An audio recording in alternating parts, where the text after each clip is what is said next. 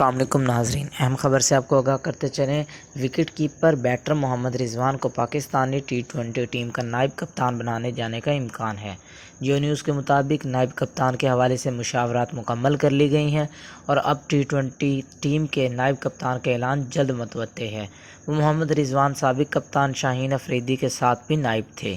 واضح رہے کہ بیٹر محمد رضوان نے گزشتہ روز نیوزی لینڈ کے خلاف دوسری ٹی20 میچ میں عالمی ریکارڈ اپنے نام کیا۔ رضوان نے 19واں رن لے کر 3000 ٹی20 انٹرنیشنل رنز مکمل کیے۔ وہ ٹی20 انٹرنیشنلز میں تیز ترین 3000 رنز بنانے والے کھلاڑی بن گئے ہیں۔ پاکستان کے وکٹ کیپر بیٹر نے 69 اننگز میں یہ سنگل میل عبور کیا ہے۔